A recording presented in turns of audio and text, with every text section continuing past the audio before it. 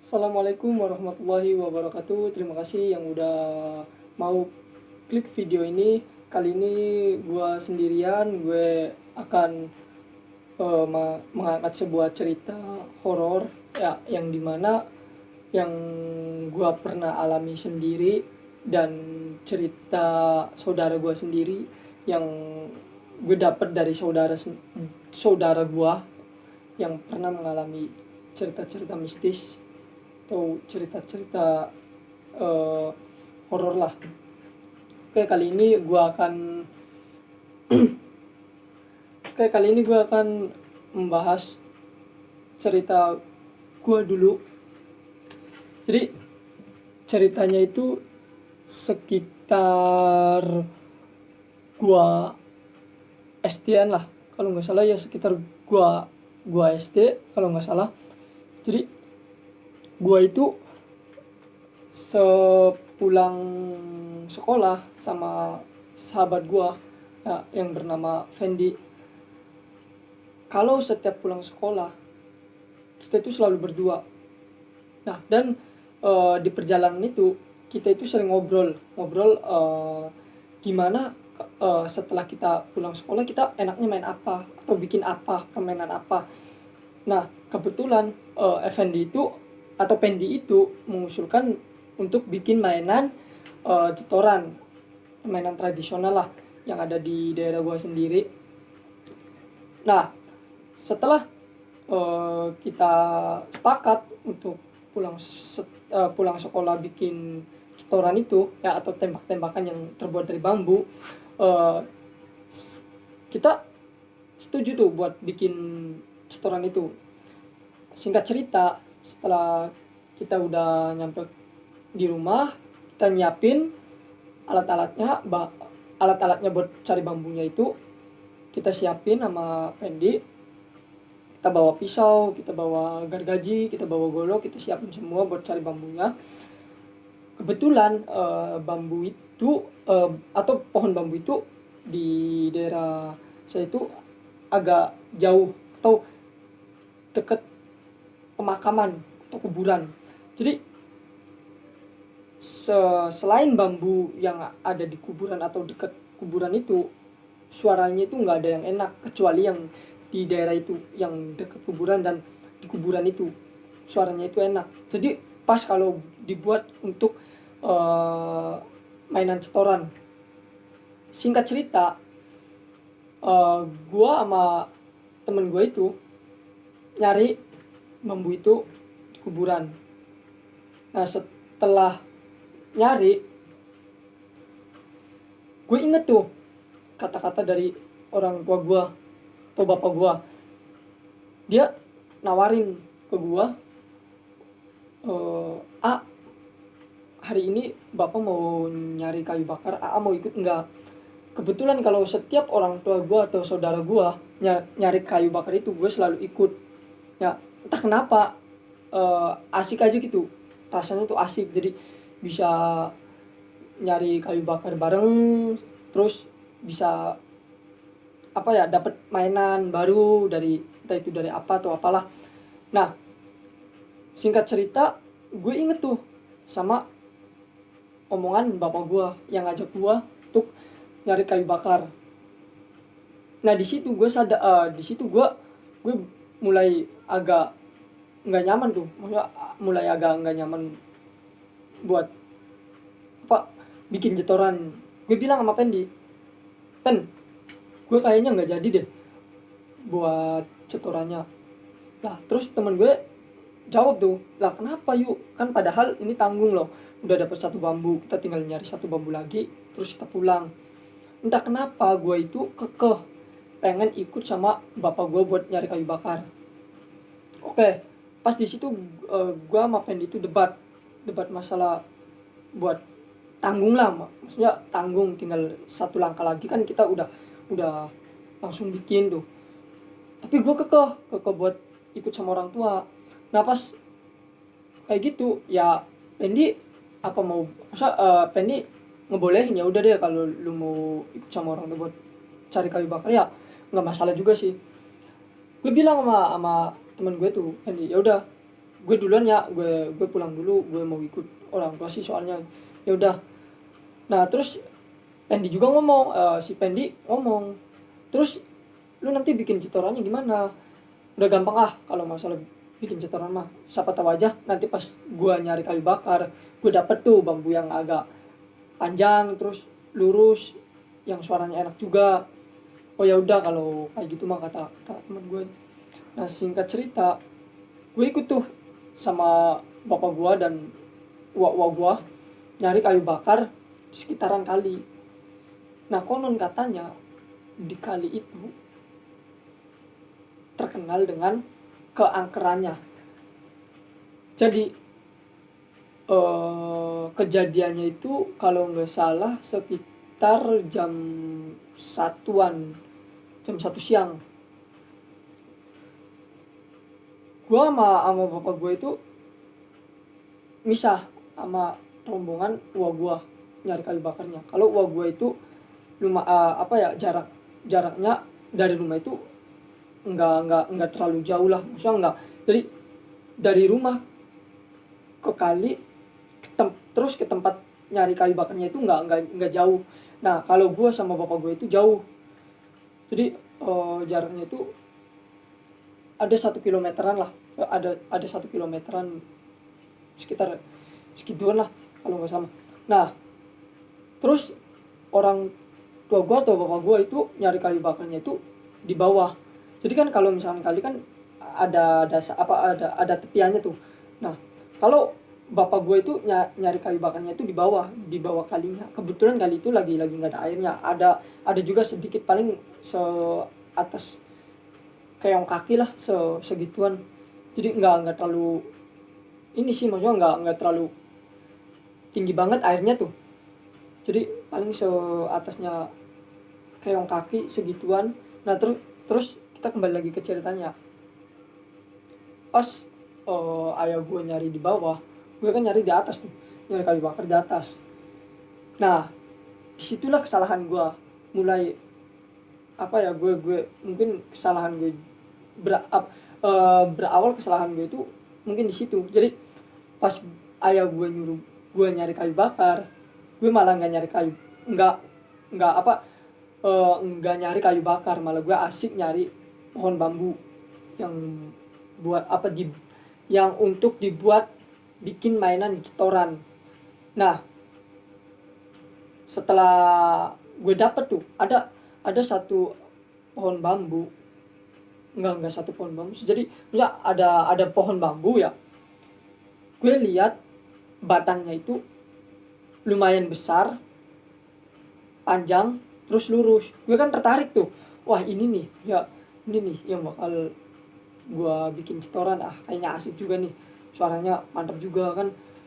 Pasalnya gue mencoba buat gue tebang tuh bambunya.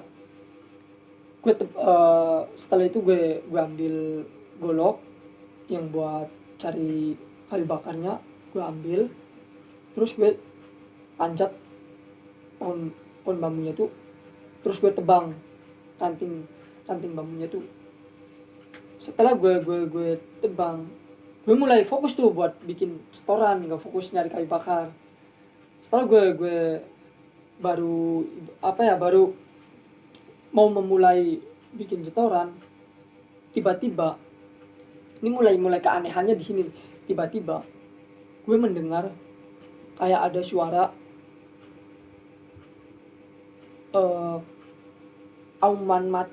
kayak auman macan kalau nggak salah ya, auman macan. Jadi kayak ada auman macan tuh jelas banget di telinga gue. Jadi auman itu seakan-akan kayak ada di belakang gue. Sontak gue kaget dong, kok masa jauh dari hutan ya, maksudnya jauh dari hutan terus dekat dari pemukiman, kok masih ada macan gitu kan. Gue masih berpikir positif tuh, belum berpikir negatif ke arah yang itulah ya, yang gue masih berpikir positif. Terus mungkin itu halusinasi gue aja lah mungkin, atau gue itu suara yang lain lah, gue nggak hiraukan suara itu. Terus gue lanjutin bikin setoran, gue lanjutin. Setelah mau setengah jadi, gue denger kayak ada suara cewek manggil-manggil gue, tapi itu suaranya itu samar-samar. Sontak gue nyari dong, gue kira itu wah gue manggil-manggil gue ya, kiranya gue kan sendirian atau gimana, karena kan posisinya itu gue sama ayah kan, ayah di bawah gue di atas. Jadi kalau misalkan gue ya jalan dari atas ngelihatnya itu gue sendirian, apalagi gue itu di waktu itu gue itu masih kecil, baru kelas 6 SD. Coba bayangin ya, pasti bisa bayangin lah segimana kecilnya waktu gue baru kelas 6 SD. Terus gue nyari tuh sumber suara itu yang manggil-manggil gue cari tuh sumber suaranya. Setelah gue cari kok gue nggak dapet, maksudnya nggak ada gitu. Siapa tadi yang manggil gue ya, apa gue cuma halusinasi lagi atau gimana kan. Gue jadi makin penasaran tuh. Gue nanya sama bapak gue yang di bawah, gue samperin bapak gue tanya, "Pak, tadi dengar suara wah manggil gue nggak? So manggil saya nggak?" "Enggak, ah," kata bapak gue. "Enggak, ah."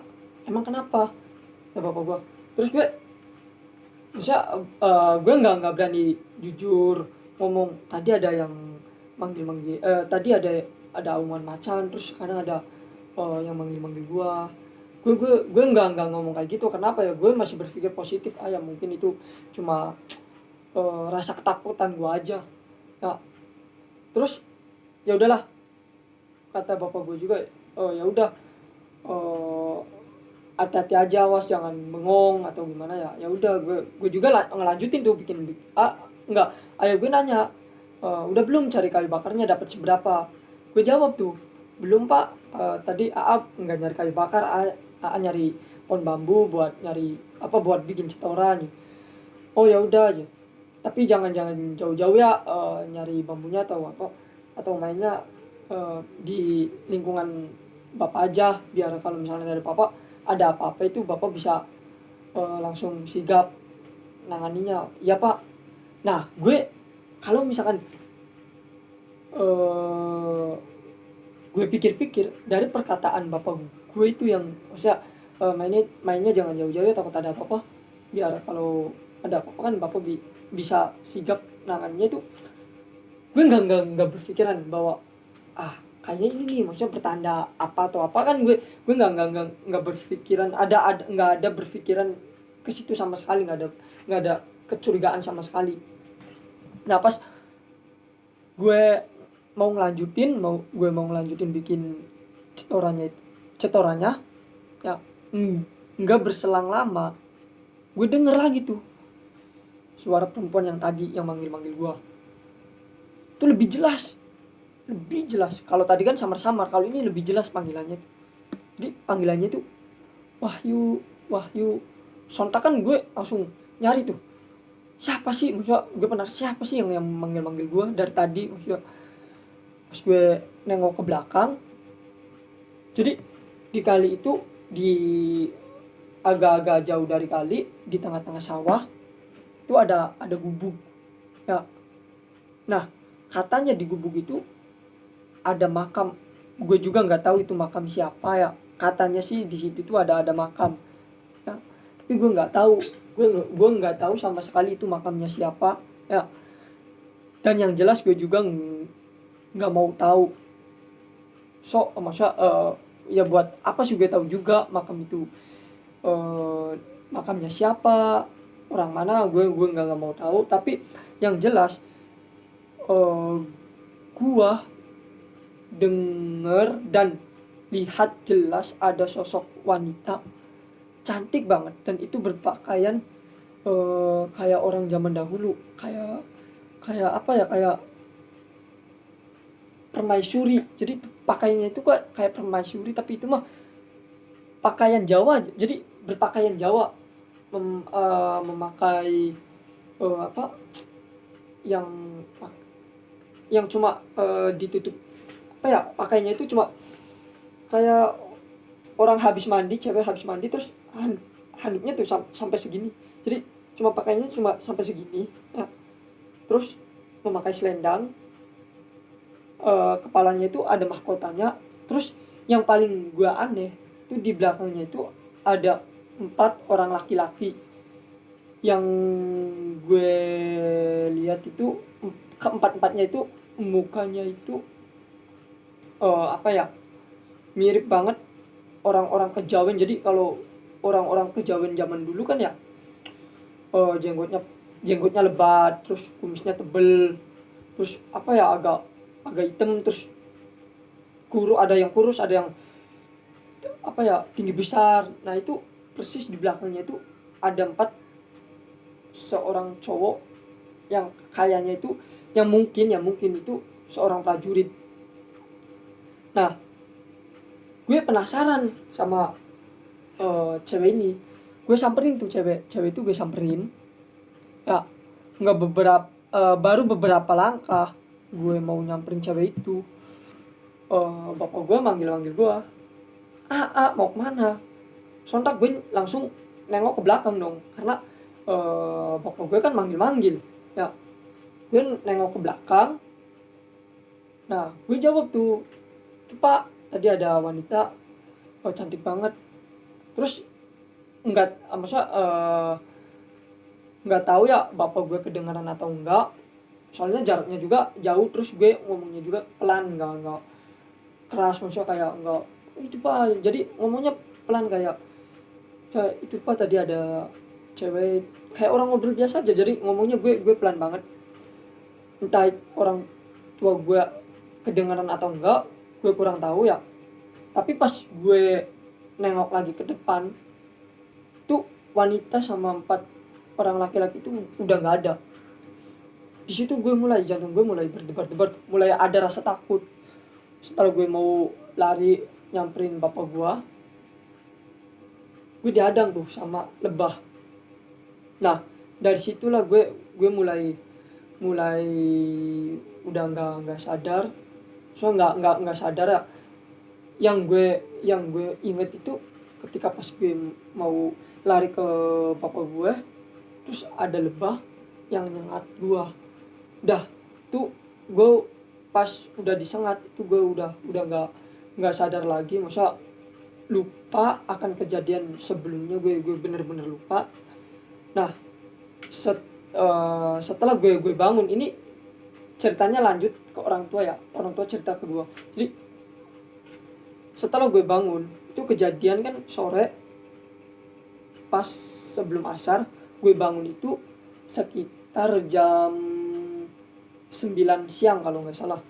Jam 9 siang gue baru terbang dari yang nggak tahu ya, maksud pingsan atau gimana ya, pokoknya terbangun dari tidur gue jam 9. Nah kata orang tua gue itu, pas gue sadar tuh gue itu kayak bukan gue. Jadi apa ya orang tua pasti tahu lah anaknya, maksudnya ya apalagi kan itu anaknya. Jadi setiap hari itu orang tua pasti tahu anaknya kok enggak kayak biasanya, kayak gini apa ya.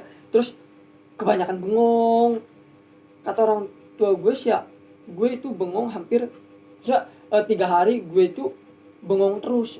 Ditanya kayak orang kena hipnotis aja kan, ya cuma pandangan kosong, tatapan kosong. Terus kalau ditanya cuma iya, terus diem. Nah pas orang tua gue tuh baru bisa nyadar tuh ada keanehan dalam diri gue. Terus orang tua gue panggil orang pinter yang ahli spiritual atau orang yang apa ya, yang bisa menerawang lah, intinya sih yang bisa menerawang ya. Orang tua manggil orang pintar. Terus dia nanyain keadaan gue, ini anak saya gimana Pak, ngomongnya udah sadar tapi kok nggak kayak biasanya, dia selalu ngelamun. Terus kalau ditanya ya nanyanya apa jawabnya apa. Jadi nggak nggak masuk tuh pertanyaan sama jawabannya nggak masuk. Terus orang pintar itu mulai Musa, ya gue juga nggak tahu ya Musa, orang gue juga ini kan diceritain, setelah gue sadar itu gue diceritain sama orang tua gue diceritain katanya gue itu, oh ya enggak gini, jadi gue itu emang itu tubuh, maksudnya di saat itu emang itu tubuh gue, tapi yang ada di tubuh gue itu bukanlah roh gue. Jadi katanya roh gue itu di apa namanya ditahan ya. Ya gue juga nggak tahu sih ya, maksudnya gue juga nggak ingat sama sekali, beneran nggak ingat, maksudnya nggak ingat gue ditahan atau gimana. Pokoknya nih ya, yang gue ingat itu ketika gue mau lari ke bapak gue, terus gue tersengat lebah. Udah, gue ingetnya itu. Tapi ini cerita kata ibu gue ya, katanya gue itu rohnya itu ditahan.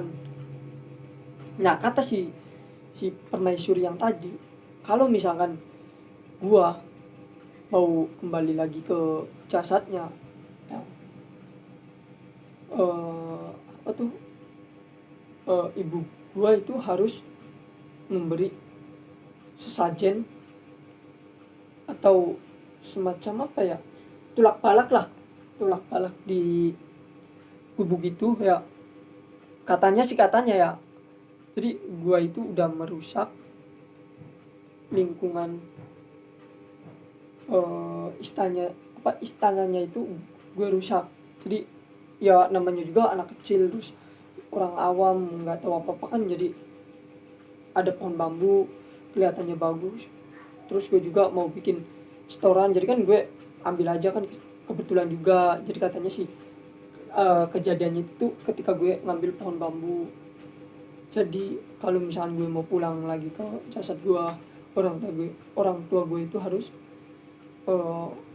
ngasih sesajen atau tulak balak ke kubu gitu. Nah singkat cerita, setelah orang tua gue udah ngasih sesajen atau tulak balak ya untuk kesembuhan gue, itu nihil, maksudnya itu hasilnya nihil, nggak sesuai apa yang dia ucap, maksudnya apa yang dia omongin. Kalau udah ditulak balak ya terus roh gue itu dikembali lagi, tapi itu enggak. Terus orang pintar itu apa ya, bernegosiasi atau ya gue juga kurang paham lah, maksudnya itu antara orang pintar sama makhluk kayak gitu lah, gue kurang paham. Yang gue tahu sih cuma cerita ya. Jadi katanya itu gue itu mau dijadiin budak. Jadi gue itu mau dijadiin budaknya dia, gara-gara gue udah merusak lingkungan halamannya dia. Sontak tuh pas orang tua gue dengar perkataan dari orang pintar itu, orang tua gue sama keluarga gue nangis tuh ya. Kalau misalkan saya punya kalau misalkan anak saya punya salah atau gimana ya maafin. So itu juga kan nggak tahu bahwa itu apa, bahwa bambu itu adalah yang lingkungan pohon bambu itu adalah lingkungan kerajaannya dia kan. Gue juga nggak tahu. Jadi orang tua gue tuh waktu itu benar-benar shock, nggak tahu maksudnya harus ngelakuin apa ya. Terus kata si orang pintar itu ya, kata orang pintar itu, si Wahyu bisa diambil lagi asalkan ada 2 orang yang bisa, maksudnya yang apa ya, yang kebatinannya itu lebih tinggi dari dia, maksudnya lebih menguasai apa ya istilahnya tuh, ilmu rogo sukmanya tuh lebih tinggi dari dia. Jadi minimal ada dua orang lah yang bisa merogoh sukma biar si rohnya ini bisa diambil lagi. Nah terus orang tua gue masa orang tua gue nyari maksudnya nyari orang-orang yang bisa merogoh sukma. Ya namanya juga orang tua kan melihat anaknya kayak gitu pasti nggak tega, apalagi itu kan anaknya sendiri. Ya orang tua mana sih maksudnya yang tega melihat anaknya yang kayak gitu. Terus orang tua gue nyari orang yang bisa merogoh sukma. Kebetulan orang apa ya, ada tetangga yang bilang ya, ada orang ya dari daerah ini lumayan lah, lumayan terkenal lah di daerah dianya, bisa ngobatin orang-orang yang kena ini. Orang tua gue sana tuh ke daerah yang dimaksud tetangga gue, langsung ke sana. Terus katanya dia mau. Orang tua gue bingung tuh nyari satu lagi siapa maksudnya yang siap buat ini. Terus kebetulan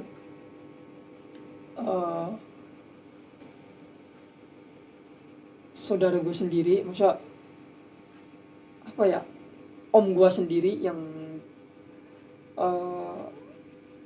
apa ya banyak. Jadi om gue sendiri juga bisa, maksudnya bisa buat merogoh sukma. Tapi dari orang tua gue tuh nggak dibolehin, maksudnya nggak dibolehin buat ikutan, karena kan ini bukan permainan atau gimana, ini urusannya kan sama nyawa juga taruhannya. Kalau misalkan bisa ya nyawa gue tertolong, nyawa yang merogoh sukmanya kan antara tertolong atau tidak. Kalau misalkan yang benar-benar bisa menguasai ilmu kebatinan itu atau ilmu rogoh sukma itu, pasti dia akan bisa tertolong. Tapi kan ini kan bukan main-main. Terus ibu gue dapat lagi tuh dari Cirebon, dari keraton Cirebon. Dia siap buat ini ya, maksudnya buat bantuin. Setelah itu apa ya, jadi kayak ibaratnya tuh persiapan lah, jadi persiapan buat ambil rogo atau ya istilahnya ritual apalah, gue juga nggak tahu. Orang gue juga nggak sadar kan, nggak apa ya gue juga nggak tahu kejadiannya gimana atau gimana. Pokoknya yang gue tahu cuma ada lebah yang nyengat gue, udah. Setelah itu gue bener-bener nggak inget sama sekali. Setelah gue setelah ritual itu, kata ibu gue itu benar atau enggak ya, itu kayak seakan-akan di lingkungan apa ya, yang di lingkungan ruangan yang orang-orang itu buat ritual itu, hawanya itu bener-bener panasnya minta ampun. Walaupun di situ dikipas pasang kipas angin ya, tetap hawanya itu katanya tetap panas. Nah terus ada satu orang pintar yang ngeluarin kerisnya itu, nggak tahu keris apa ya, ibu saya juga nggak tahu itu keris apa ya. Dia ngeluarin keris itu, pas dia ngeluarin keris itu, gue mulai tersadar dari mimpi gue yang sangat buruk itu. Gue mulai tersadar. Nah baru gue di situ, pas gue mulai sadar, gue kaget, gue shock. Maksudnya tiba-tiba kok gue ada di rumah, terus banyak orang, terus yang apa ya, orang-orang di depan gue, bapak-bapak yang di depan gue entah siapa, gue juga nggak kenal ya. Yang gue inget kan waktu itu gue nyari kayu bakar, terus mau bikin setoran. Kenapa kok bangun apa mau, maksudnya kenapa tiba-tiba gue ada di rumah, terus gue maksudnya cuma apa ya, memakai kolor doang, cuma memakai celana doang ya, baju apa maksudnya telanjang dada, cuma memakai baju doang ya. Gue juga aneh, heran gitu, ada apa dengan gue. Nah setelah gue ceritain ya itulah ceritanya ya, itu cerita pertama. Nah kita lanjut ke cerita kedua. Jadi cerita kedua ini gue ambil dari, ntar dulu lah gue minum dulu, haus.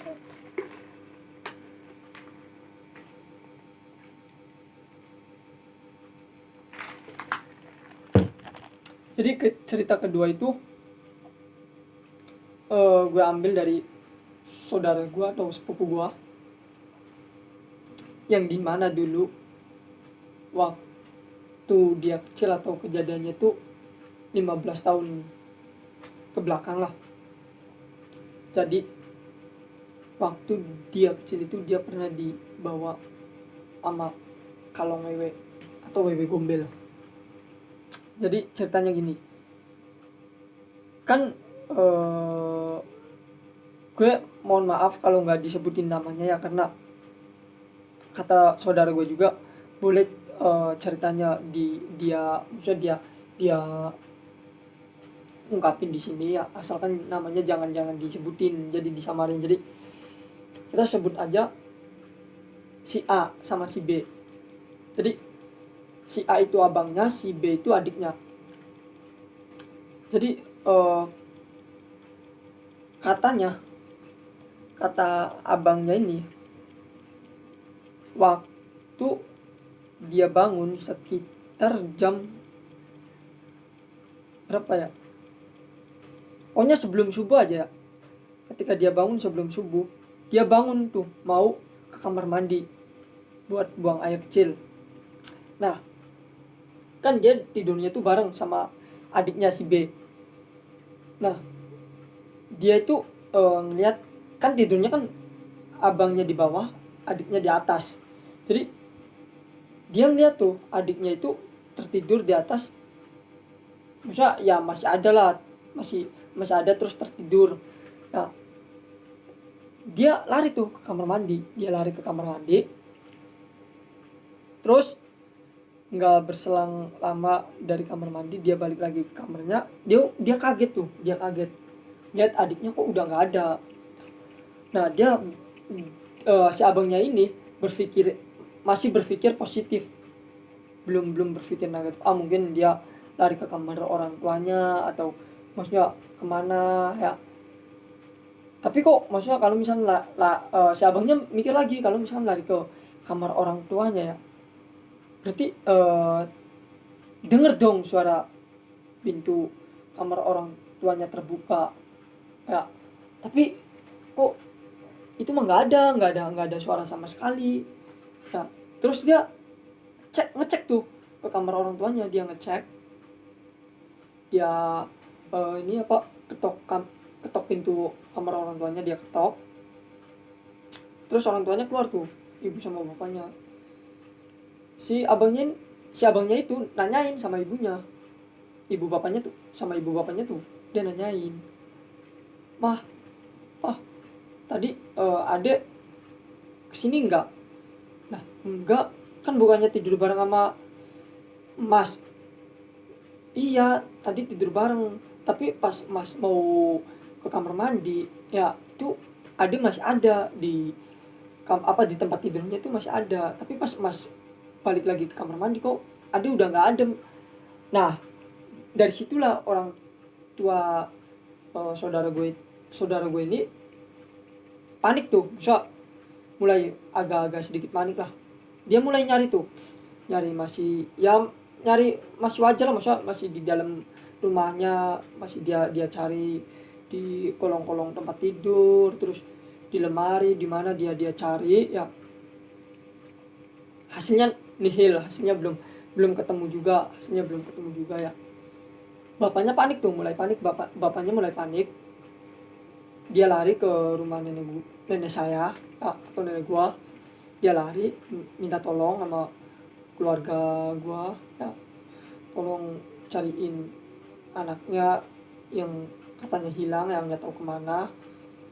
Terus ya dengerin dulu, mau tahu dulu gimana kronologisnya, mau kejadiannya itu gimana kan ya. Katanya itu tadinya kan ditinggal sama abangnya ke kamar mandi, terus pas pulang lagi dari balik lagi dari kamar mandi udah nggak ada, adiknya itu udah nggak ada, si B-nya itu udah nggak ada. Singkat cerita, spontan kan gue juga kan tuh kebetulan gue juga itu masih orang tua gue itu masih tinggal satu rumah sama nenek gue. Jadi pas kejadian itu gue juga ikut nyariin tuh, karena gue juga terbangun karena denger rame-rame keluarga gue ada yang nangis lah. Pokoknya gue bangun, gue ikutan nyari sampai pokoknya nih ya, lingkungan rumahnya itu bener-bener dicari. Kan di belakang rumahnya itu kan ada kandang ayam, terus ada kandang kambing ya, bener-bener dicari nggak ada. Maksudnya dicari kemana-mana tetap nggak ada ya, hasilnya nol ya. Terus selang beberapa menit azan subuh. Selang beberapa menit azan subuh, sebagian ada yang sholat subuh dan sebagian juga ada yang tetap tetap nyariin. Nah, pas udah selesai sholat subuh, makin panik. Orang tuanya kok udah beberapa menit tetap aja belum ketemu ya. Terus orang tua, maksudnya orang-orang yang di blok gua ya, di blok gua itu mulai mulai ngikut nyariin. Jadi mulai ngikut nyariin ya, tapi tetap hasilnya itu nggak ada. Sampai kan di rumahnya itu, jadi ini rumahnya jarak beberapa puluh meter ya, sekitar berapa puluh meter lah itu ada kebun tebu. Jadi sampai masyarakat di blok gua itu nyarinya sampai masuk ke kebun tebu, sampai ke tengah-tengah kebun tebu, tetap itu hasilnya benar-benar nggak dapet hasil sama sekali lah, udah kayak gitu ya. Terus kata orang tua ya, ini mah kata orang tua zaman dulu, kalau misalkan ada orang hilang atau anak kecil hilang ya, itu kemungkinan diculik kalau nggak atau wewe gombel ya. Terus cara buat nemuinnya itu kita harus bawa, yang nyarinya itu kita harus bawa alat-alat kayak misalkan alatan masak, terus kentongan, apa aja yang bisa bunyi. Jadi kompak tuh masyarakat satu blokku itu, ada yang bawa panci, ada yang bawa inilah itu ya, pokoknya yang bisa bunyi aja. Jadi dia nyari sambil mukulin itu, sambil manggil nama-nama dia, si B ya. Maaf guys, gue nggak sebutin namanya karena itu permintaan dari orangnya juga. Jadi nyariin si B sampai akhirnya mulai ketemu itu jam 6 pagi. Itu jam 6 pagi ketemunya itu, tetangganya itu nggak sengaja lagi duduk di depan teras rumahnya, terus melihat tuh ada anak kecil posisinya lagi kayak orang kedinginan tuh, misalnya lagi berkungkut atau lagi kayak gini nih ya, di bawah kandang ayam. Nah pas tahu ada orang yang ngomong kayak gitu, kita langsung tuh lari ke ini belakang rumahnya yang ada kandang ayamnya tuh. Pas kita lihat, ya itu bener si B. Nah pas orang tuanya nanyain atau keluarga gue nanyain, terus abangnya nanyain si B itu, dia itu kayak orang linglung. Jadi ditanyain tuh cuma ya kayak seakan-akan kayak nggak kejadian apa-apa tuh, kayak orang dihipnotis aja, bener-bener nggak tahu apa tadi kejadian tuh, nggak tahu sama sekali, bener-bener nggak tahu sama sekali. Nah gue tuh masa gue ini kan cerita dari abangnya, masa yang gue ceritain ini dari abangnya ya, bukan dari si korban, si B atau si B yang diculik kalau kalau ngewenya ya. Nah setelah masa gue penasaran nih, masa cerita dari dianya tuh gimana. Tapi setelah gue nanya ya, gue bujuk-bujuk buat cerita, lu inget enggak waktu kejadian waktu kecil lu diculik sama ini. Dia katanya ya masa sama kayak gue nggak inget, atau cuma nutupin, dia inget nutupin, dia nggak mau buat diceritain, mungkin dia malu atau gimana, gue juga nggak tahu. Nah itu cerita yang kedua ya mungkin dua cerita dulu yang masa mungkin dua cerita dulu yang gue sekarang ceritain ke kalian semua ya. Kalau misalkan kalian suka, nanti gua bikin part 2 nya ya. Buat kalian yang buat kalian yang mau kelanjutan ceritanya, jangan lupa subscribe, like, comment, and share. Jangan lupa juga tekan tombol loncengnya. Sekian dulu dari cerita gua. Terima kasih.